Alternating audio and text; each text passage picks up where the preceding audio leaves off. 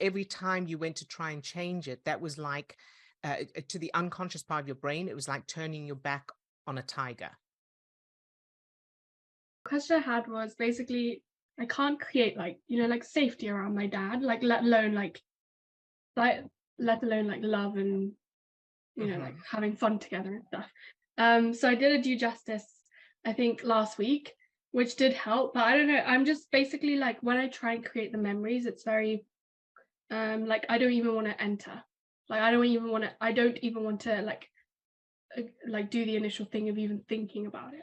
Right. Yeah. Okay. Very good. And so, so as you think of the memories and you feel like you don't even want to enter, you don't even want to think about it, where is your mind going? So how do you know you don't want to think about it, or there's an issue there? If you've got anything, if you haven't, that's okay. If it's just a feeling.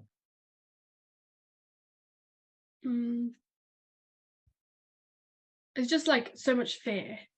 Fear. Okay. Yeah. All right. Yeah. All right. Yeah. Now, as you think of that new memory, you've got fear there. Yeah. Okay. And what's the fear about? What's going to happen if you have this new memory? What bad things will happen?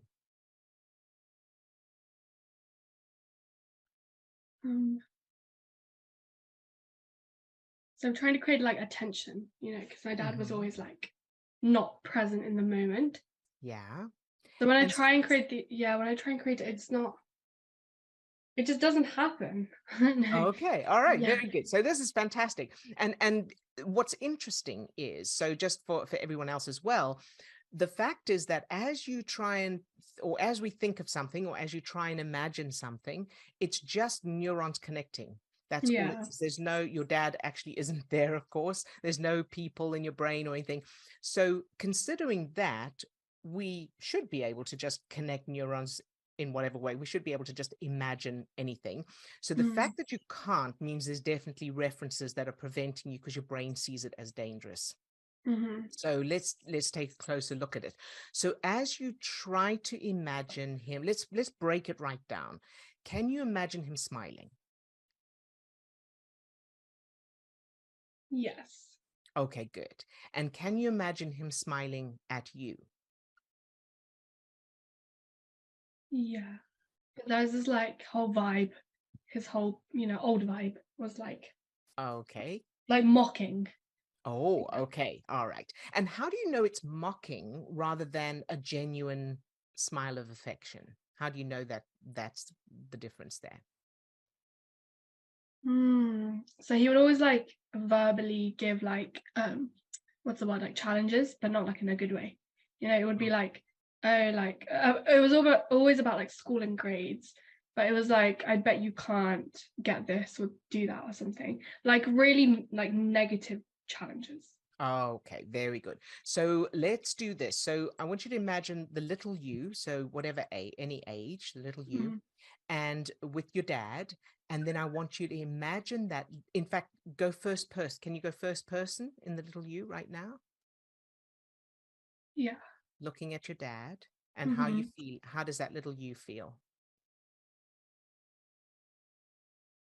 Yeah, like terrified. Okay. Yeah. All Yeah. right, good job. So now I want you to imagine that. Now, when you give that little you a magic wand and Hmm. you wave your magic wand and you start growing taller and taller and bigger until you are 50 feet tall and looking down at your tiny little dad. Can you imagine Hmm. that? Yeah. Very good. And how does that feel? Yeah, that's strong. Good. Yeah, Very like as if good. I have the power. Yes, exactly. Good job. And now I want you to imagine gently pick up your tiny little dad and put him on your hand. So he's standing on your hand and you can see his face. Can you do that? Mm-hmm. Good. Yeah. And what's the expression on his face as you do that? Well, this is like an evil, like, I can crush you kind of thing. Okay, that's all right to start with. That's fine. And so, so what's his face? What's he doing? What's the expression on his face? Like now he's terrified. Now he can feel the fear. Good. And how does that feel for you or Yeah, it for that little? feels good as like a stepping stone. That Yes. seems quite mean, but like, Yeah. And of course, this isn't real. So you're not really yeah, being mean to him, right? This is no. just neurons firing. And Mm, what we're doing here is sometimes we have to swing to that sort of side of things in order to lower the resistance and help that little part of you feel safe. So that she's now big, and also sometimes to get due justice. So part of the due justice technique is lashing out like that. So that's great. So now you've got the little dad on your hand, and he's tiny, and his little face he's frightened. So what are you going to do next? Or what is that little you going to do next? make him feel like it's fine. Like reassure him, it's fine. Very good. Very good. And how would that feel to be able to be in a position where you're able to reassure him that he's fine? It's okay. I feel like that's the missing piece, because his world was always on fire. Like everything was like survival. That's exactly it. Yeah. So his approach, his whatever he was doing to you, and saying to you, and his manner and everything was his way of surviving. That was his coping mechanism. So and of course that doesn't excuse it, but it explains it. So putting giving you that power, empowering that little you to be able to be the strong one, the big one, and in control is going to help lower that resistance to changing the memories.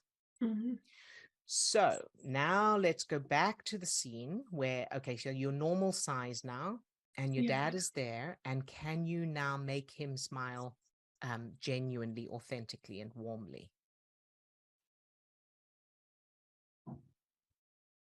Yeah, now I feel like the emotion. There Oh, you yeah. Good job. There you Yeah. go. Very good. And so now do you feel like you can change those memories? Yeah, actually I do. Yeah, because Fantastic. I have like a new sense of empathy for him. Yeah. Yeah. Fantastic. Well done, Swasti. Yay. Thank you. You're very welcome. Was that it? Do you feel comfortable Yeah. moving forward with it now? Yeah, it was just like, because it was showing up in every memory I was trying to create. So I knew it was just like one continuous thing across all of them. So, That's it. And that's because every time you went to try and change it, that was like to the unconscious part of your brain, it was like turning your back on a tiger.